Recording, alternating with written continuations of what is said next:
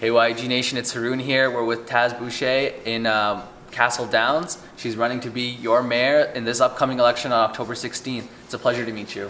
Pleasure to meet you too, Haroon. Thank you for asking to do an interview with me. For sure. So tell us a little bit about yourself and why you decided to run. Well, a little bit about myself. I am an Indigenous woman to Canada, First Nations to this land, Métis by blood. I'm Sioux, Navajo, Cree, and Scottish. And that in itself is a multicultural lifestyle. I would say even the way I think and the way I operate includes all those dynamics, all those past backgrounds, those bloodlines. But the reason I decided to run was because people asked me to. Various peoples from various wards, various peoples from various cultures, various races, various ages asked me to run. And at first I thought they were all joking, and I didn't take them seriously. And I was going to run for Ward 6, which I had ran in for previously, and decided that, well, there's so many asking me to run in all the wards, and they started planting a seed in my head. We would like it if you would be mayor. Wouldn't that be something? Think about it, Taz. Give it some thought. And then, so I am a person of prayer. I did spend some time in reflection, and then came back and said, you know what? You're asking me to do something to serve the people in a bigger way. I can do that. I will do that. But I need your support in doing that, and I need you to be part of the campaign. So people have been very helpful in the campaign. Oh, that's awesome. So, I mean, we might as well touch on this right away, but, you know, you have a very diverse background. You know, you're a woman, and we're trying at Ag Nation we're also trying to get women out to participate in municipal politics. The same with people of different cultural backgrounds. So, I mean, what have you done in the past, and what are you doing to, you know, push that mandate a little forward? Well, you know, as a woman, I've experienced many things over the years, and broke through made some headway in this city particularly. Having lived here for 53 years, I'm one of the first Indigenous women to ever drive for ETS in Edmonton, breaking ground through a male-oriented employer. And I'm glad to see there's multiple types of women of various races and various cultures driving ATS these days. And I look at that and I give myself a little pat in the back and say, wow, years ago I had no idea that the crap I took and had to have a thick skin about and going into a male-oriented industry at that time was going to end up in resulting in so many women being able to work in that field.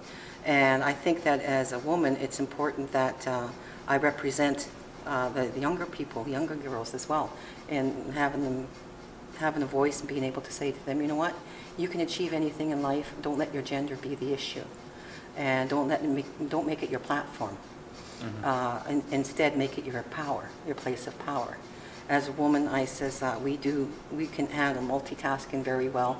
There's many things that we can do that I think that contribute to being able to effectively work in various occupations. There's some occupations, of course, that require more male strength, I believe, and I think we have to pay due diligence to that because our muscles are not as big as some men. But there's women I've met who are strong women, and I go, okay, that just threw that theory right out the window in my head. So I've had to learn how, even as a woman, what does this mean, and having the door wide open, and that women can do whatever is presented to them. If there's a will, there's a way. I truly believe that. And part of the thing with running for mayor is the politics for women is different than the politics for men, because again, we're entering into male-dominated field, and in this dominated field, the women unfortunately suffer a lot of. I personally, I know I have suffered an awful lot of hatred. A lot of people, you know, putting me down because not only being Indigenous, but being a woman, and threats from men. Not so much threats that I could charge them in such a way. They keep it in such a way that they don't cross the line where they can be charged, but you know that's implied threat, and they don't like the idea of an Indigenous woman running. That's really sad to hear, actually. I'm glad that you're trying to make it, you know, trying to put your face out there and make it easier for the women the next women who want to run and want to participate in municipal politics to, you know, to have at least a role model to look to, and that's actually really nice to hear. Actually, let's get to talking about some of the issues in the city.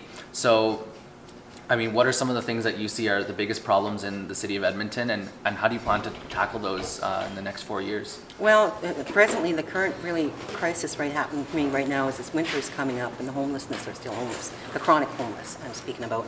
Not the, there's, when we talk about the word homeless, there's this wide scope of homelessness, meaning there's students, who can't find affordable housing, and they're couch surfing, or they're staying with friends or family. There are senior citizens who've lost their income and can't afford now to live where they're living, so they become homeless. They're couch surfing, and I've bumped across a few of them at my campaign, and it's disheartening. But as winter approaches, my mind is truly on those who are on the streets. Last year, we lost a few to the winter season, and they froze on the streets. And if you sit in the any emergency ward during the winter time, you'll see they come in with frozen fingers, frozen toes, and frozen noses, frozen skin, and that's unacceptable to me.